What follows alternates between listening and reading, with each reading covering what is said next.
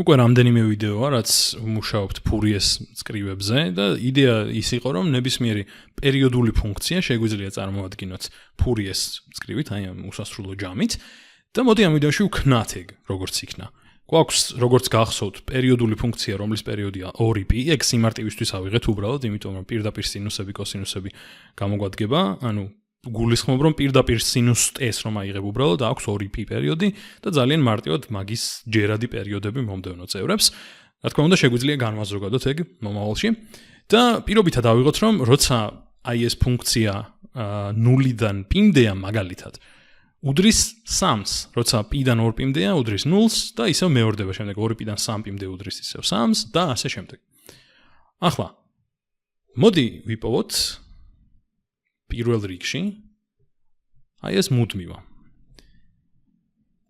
ესე იგი, მოდი აქვე გავაგრძელებ ტოლობას.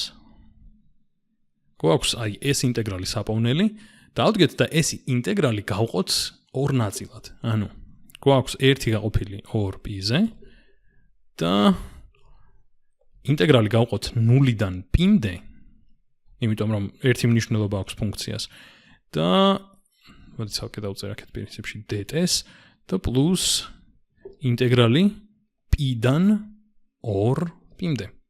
ესეც dt. ისევ, თუ დაუკვირდებით, 0-დან π-მდე სულ მუდმივად 3-ს უდრის ფუნქცია, π-დან 2π-მდე უდრის 0-ს.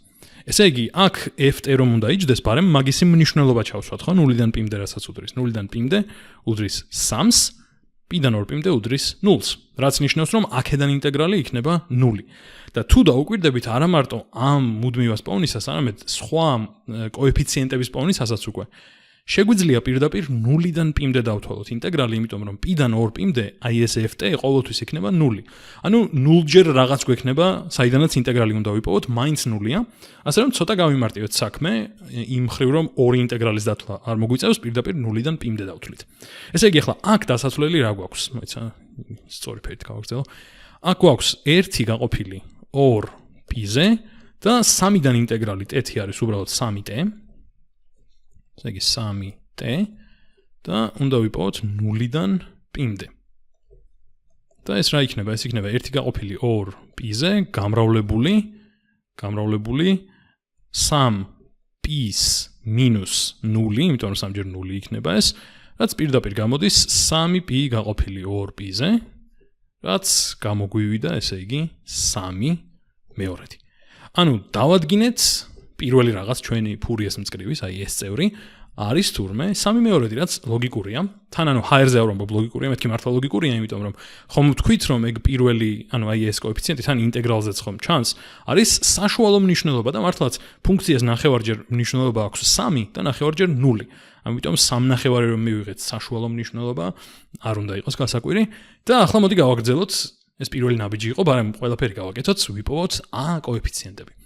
ესე იგი, a-ნი ტოლი არის 1 გაყოფილი π-ზე, 1 გაყოფილი π-ზე, გამრავლებული 0-დან ისევ π-მდე, იმიტომ რომ 2π-მდე აზრი არ აქვს, ft კოსინუს nt. ეხლა ვიცი რომ ft 0-დან π-მდე არის 3. ასე რომ მოდი ავდგები და პირდაპირ დავწერ აქ 3-ს, ანუ გარეთ გავიტან, მაინც მუდმივაა, ხო? რაში მაინტერესებს ინტეგრალ ქვეშ რა იქნება. და ცოტა ამ ინტეგრალსაც გვერდზე დავწერ. ახლა დაინახავთ რატომ. ესე იგი 0-დან π-მდე კოსინუს nt-დან ინტეგრალს ვიღებთ. კოსინუს nt dt. ახლა კოსინუს nt-დან ინტეგრალი მარტივად რომ ავიღოთ, შეგვიძლია წარმოვიდგინოთ, რომ გამრავლებული არის n-ზე და უბრალოდ რომ არაფერი დაიღოს, გავყოთ კიდეც n-ზე. ანუ მუდმივაზე გამომრავლეთ გავყავით, არაფერი დავარღვიეთ, მაგრამ ახლა უფრო მარტივია იმის გახსენება ან წარმოდგენა, რომ n კოსინუს nt-დან ინტეგრალი არის სინუს nt, ასე რომ ეს იქნება 3 გაყოფილი n π-ზე გამრავლებული პირდაპირ სინუს n t-ზე და ვეძებთ 0-დან π-მდე. 0-დან π-მდე. ახლა ეს რისი ტოლია? ნუ ჩავსვათ ორივე შემთხვევა, ხო? ესე იგი 3 გაყოფილი n π-ზე გამრავლებული სინუს n π მინუს სინუს 0. მინუს სინუს 0.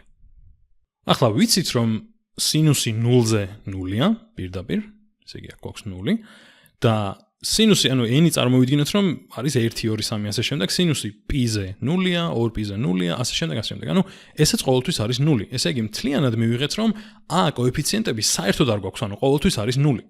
ანუ შეგვიძლია პირდაპირ გადავიდეთ b-ზე. ნახოთ b რას მოგცემს. ესე იგი, ანალოგიურად ხო, გვაქვს 1 გაყოფილი p-ზე, ინტეგრალი 0-დან p-მდე, ინტეგრალი 0-დან p-მდე, განსხვავება რომ სინუსი ზის აქ, ესე იგი, სინუს nt ზის dt და ისევ ფუნქციის მნიშვნელობა იქნება 3, ხო? 0-დან p-მდე ვიცვლით.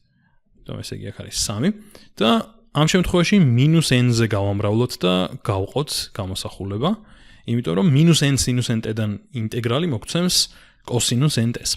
ასე რომ, ესე იგი, აქ გვექნება -3 გაყოფილი n p-ზე და პრინციპში იგივე ფერით გავაგრძელებ კოსინუს nt და ჩასმა 0-დან p-მდე. და ეს რა იქნება? ეს იქნება -3 გაყოფილი n p-ზე კოსინუს n p minus კოსინუს 0-ის, რაც არის 1, ხო? -1. ესე იგი, მივიღეთ რაღაც გამოსახულება b კოეფიციენტებისთვის და შეგვიძლია უფრო დავაკონკრეტოთ, იმიტომ რომ იმის და მიხედვით თუ n-ი ლუწია თუ კენტი, სხვადასხვანაირად იქცევა, ხო? ეს გამოსახულება. ანუ, როცა, მოდი დავწეროთ b კოეფიციენტები როგორ იქცევიან. ესე იგი, მოდი დავუკვირდეთ ახლა. როცა n-ი არის ლუწი, მაგალითად, როცა უდრის 2-ს, 2p-ზე კოსინუსი უდრის 1-ს, ხო? ანალოგიურად იქნება 4p-ზე, ანალოგიურად იქნება ასე შემდეგ. ანუ ლუწის შემთხვევაში ეს უდრის 1-ს და 1-1 უდრის 0-ს და ესე იგი მთლიანად ყველაფერი უდრის 0-ს. ანუ როცა 0-ია n-ი, ესე იგი b კოეფიციენტი უდრის 0-ს.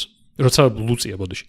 როცა n-ი ლუწია, როცა n-ი ლუწია, ვიღებთ რომ კოსინუსია 1 და ყველაფერს ანულებს ეგ. ანუ კოეფიციენტები არ გვაქვს. როცა n-ი ლუწია. ეხლა როცა n-ი კენტია რა ხდება? მაგალითად, როცა n-ი უდრის 1-ს, მაშინ კოსინუს p გვაქვს. კოსინუსი p-ზე უდრის -1-ს. ესე იგი, როცა n-ი კენტია, გვაქვს -1. -1-1-ია -2, -2 მრავლდება ამაზე და გვაძლევს, დადებით 6 გაყოფილი n p-ზე. ესე იგი, 6 გაყოფილი n-ჯერ p-ზე, როცა n-ი კენტია. და მივედით, ანუ ახლა შეგვიძლია უკვე გამოვსახოთ, როგორც ვთქვით, დასაწყისში, ბევრი ვიდეოს წინ, აი ეს პერიოდული ფუნქცია ჯამის სახით, იმიტომ რომ ყველაფერი ვიპოვეთ. და ახლა დავინახოთ როგორც. ანუ ვამბობ რომ ყველაფერი ვიპოვეთ, ხო? მოდი ნახოთ რომ მართლა ეგრეა. ესე იგი, ft ფუნქცია, რომლის გამოსახვაც გვინდოდა, ჯერ პირველი კოეფიციენტი ვიპოვეთ 3/2 ტოლია. შემდეგ a კოეფიციენტები საერთოდ არ გვაქვს, ხო? ანუ არ გვაქვს არანაირი კოსინუსიანი წევრები, მარტო გვაქვს სინუსიანი წევრები, ოღონდ მაშინ როცა კენტი არის n-ი. ანუ ესე იგი გვექნება b1, b3, ასე შემდეგ. ანუ გვექნება სინუს t, სინუს 3t და ასე შემდეგ. და კოეფიციენტები ვიპოვეთ, ეს არის, ესე იგი, როცა n-ი მაგალითად უდრის 1-ს. მაგ შემთხვევაში ეს არის 6 გაყოფილი p-ზე. ხო, ესე იგი ეს იქნება 6 გაყოფილი p-ზე სინუს t. შემდეგ ლუწი მოდის არ გვაქვს, შემდეგ მოდის კენტი, როცა n-ი უდრის 3-ს, მაგ შემთხვევაში გვექნება 6 გაყოფილი 3p-ზე, ანუ შემიძლია შევკვეცო, მაგრამ ჯობია რომ ესე დავტოვო, უფრო ლამაზი არის, სინუს 3t. შემდეგ 4-ზე არ გვაქვს, 5-ზე იქნება 6/5 p სინუს 5t და ასე შემდეგ. ანუ აი ეს უკვე ზუსტად გამოსახავს და ზუსტად შეესაბამება აი ამ ზედა ფუნქციას, რომელიც ამდენი ვიდეოს წინ მოვიყვანეთ მაგალითად.